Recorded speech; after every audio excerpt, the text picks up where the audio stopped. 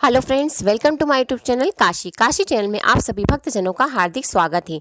10 नवंबर को है धनतेरस का महापर्व और प्रदोष का शुभ दिन भी।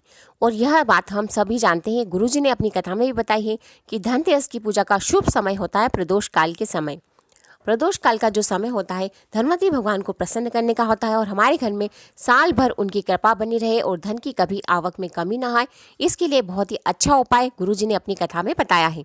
वह उपाय क्या है यह मैं आपको बताती हूँ। आपको यह उपाय करना है प्रदोष काल के समय, अपने घर में ही करना है। जहाँ पर आपका पूजा का स्थान है आप वहाँ पर ही करिए। अब आप क्या करिए, प्रदोष काल के समय अपने घर के पूजन के स्थान पर गंगा जल का छिड़काव कर दीजिए और अगर गोबर हो आप लीपन कर सके तो उस स्थान पर लीपन कर चौक बना लीजिए आटे और हल्दी का, ठीक है। उसके ऊपर पाटा रखिए, पाटे के ऊपर लाल कपड़ा बिछाइए और लाल कपड़े के ऊपर एक थाली में स्वास्तिक बनाइए, ठीक है। अब स्वास्तिक बनाने के बाद आपको उसके ऊपर रखना है 2 सिक्के। अगर आपके पास चांदी का सिक्का हो तो एक चांदी का और एक नॉर्मल सिक्का जो आपके पास हो, 1, 2, 5 किसी के भी सिक्का रख सकते हैं। और अगर ना हो तो आप दोनों ही सिक्के जो आप यूज़ करते हैं उन मुद्राओं को रख सकते हैं, ठीक है। अब आपको इस उपाय में चाहिए 7 घी के लंबी बाती के दीपक आटे के बना लीजिए और 1 दीपक तेल का, ठीक है।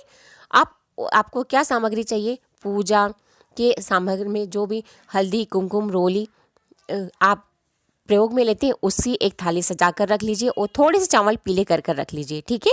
अब आपको चाहिए 7 हल्दी की गिठान, 7 कमल गट्टे, ठीक है, 7 लाल पुष्प और 7 आपको चाहिए अमर बेल के टुकड़े, ठीक है। इन सब सामग्रियों को आप तैयार करके रख लीजिए और प्रसाद के लिए आप मीठा अवश्य बनाइए और अगर ना बना सके तो शक्कर या गुड़ भी चल सकता है, ठीक है। अब आप शाम के समय बैठ जाइए और पूजन के स्थान पर आप बैठकर सर्वप्रथम दीपक प्रज्वलित करिए। जो सिक्के आपने थाली में रखे थे उन पर जल का छिड़काव करिए, हल्दी कुमकुम से पूजा करिए। उसके बाद उन सिक्कों को उठा लीजिए और एक एक करके दोनों पर मोली लपेट दीजिए, ठीक है। उसके बाद उसे वापस स्थान पर रखिए, जल का छिड़काव करिए हल्का सा और वापस से विधिवत पूजन कीजिए। हल्दी कुमकुम जो भी पूजन सामग्री वह चढ़ाइए। उसके बाद में फूल चढ़ाइए, ठीक है। यह चढ़ाने के बाद जो पीले चावल आपने लिए थे उन्हें आप चढ़ाइए। गणेश भगवान जी से निवेदन करते हुए, रिद्धि माता से निवेदन करते हुए कि आप सदा हमारे घर में विराजमान रहिए और वैभव की, धन की हमारे घर में कभी भी कमी ना हो, हमेशा बढ़े, आप सदा यहाँ विराजमान रहे। उसके बाद अपने मंदिर में जो भी देवी देवता स्थापित है उनका भी पूजन, विधिवत पूजन करिए।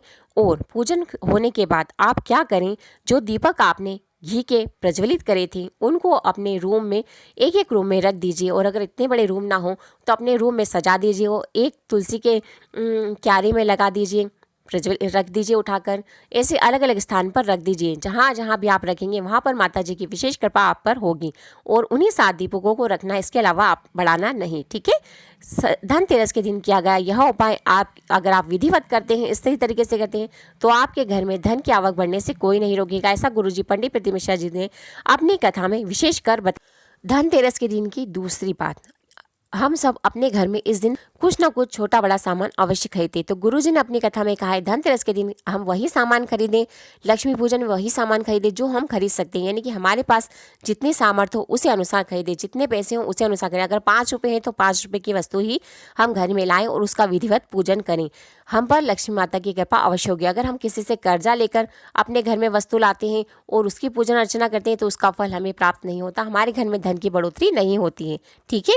तो धनतेरस का दिन है, अगर आप ये वीडियो देखें तो इसे उपाय को अवश्य करें, आपको लाभ अवश्य ही प्राप्त होगा और आपके घर धन धान्य से अवश्य ही परिपूर्ण होंगे। और इस चैनल को लाइक, सब्सक्राइब और शेयर करना ना भूलें। हर हर महादेव, श्री शिवाय नमस्तुभ्यम, हैप्पी दिवाली।